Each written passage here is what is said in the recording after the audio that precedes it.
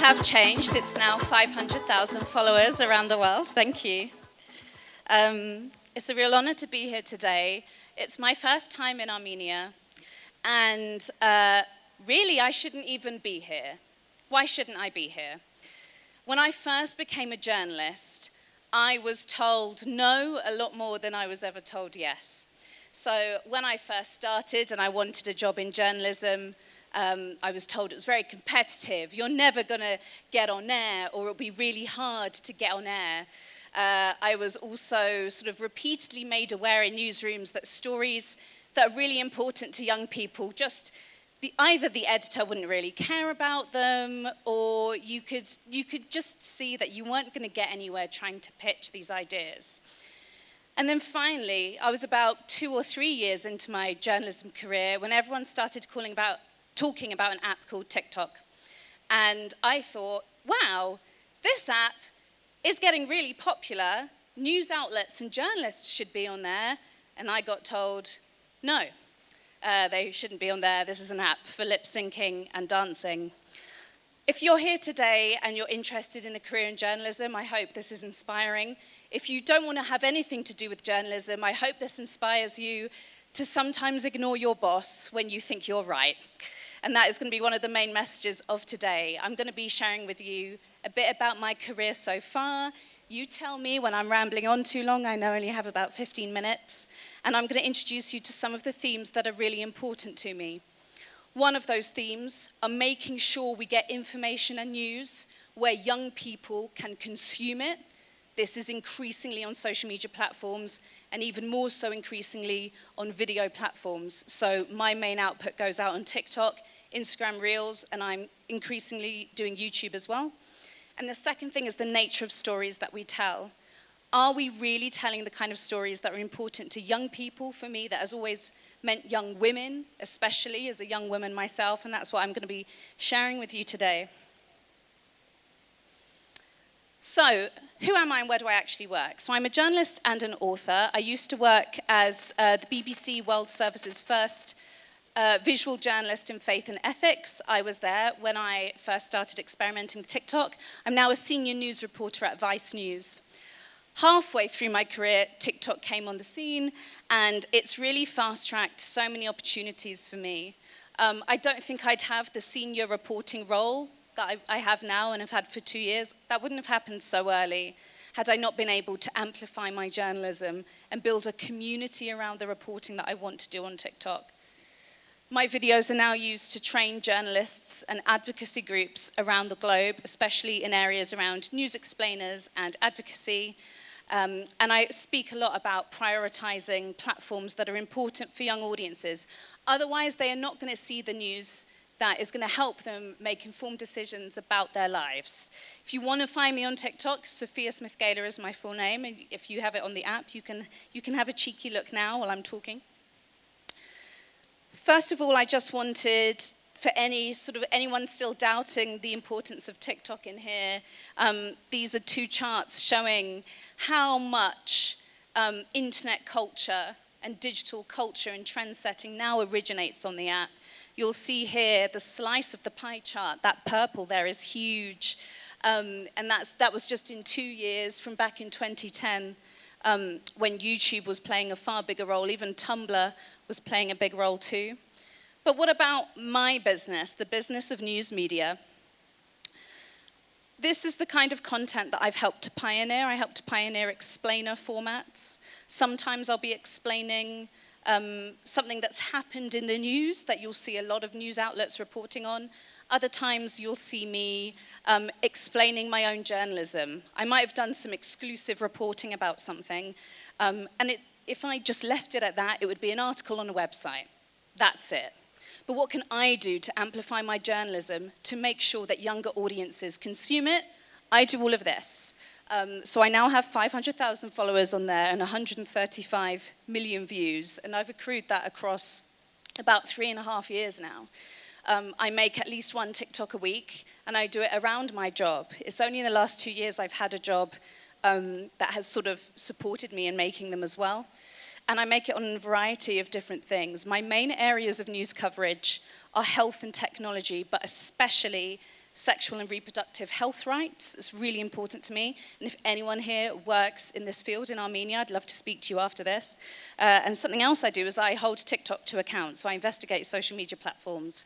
I investigate the same platforms that I'm on every day. These are some examples of the sort of in-depth reporting that I do and when I try and put it on TikTok. In the UK, I exposed how our National Healthcare Service was denying women who wanted a transvaginal ultrasound, a special internal diagnostic scan to find the causes of conditions like endometriosis, for example, to help figure out what's going on. They were being denied it because they were sexually inactive, using the vocabulary of virginity, which has no place in healthcare in any country around the world. I exposed that. My viral video led to over 200 women in the UK getting in touch with me to say to me, this happened to me. And having the courage to share their story. When you report on sexual and reproductive rights, it can be really hard to get people to talk to you about really private, intimate health problems. Part of the reason I go on TikTok every day is to build trust, because it takes time. You can't rush trust, to build it over time in the hope that people tell me stories like this. This is another example. I exposed the first paper trail of US funding that's going to anti-abortion rhetoric in the UK, specifically in British schools. Had I not made a viral TikTok about it, a lot of people in the UK still wouldn't know it was happening. And it's all because I made this TikTok. It went really viral. People were duetting it, saying, I can't believe I've never heard about this before. That now there's a really high awareness amongst the young British public that this is something that's going on.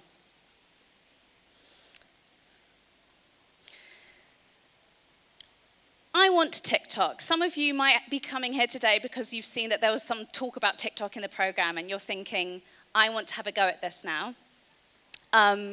What do I actually mean? What do you actually mean? Everyone who wants to go on TikTok has an ulterior motive. So with me, I wanted to build trust. That's why I wanted to go on TikTok. For me, I wanted a promotion. I wanted a better job in journalism. That was another reason I went on TikTok. I wanted to be able to share the kind of reporting that I do. I would not have a book deal if I hadn't gone on TikTok. So now my sexual and reproductive health reporting is in a book and it's reaching lots of other people that way as well.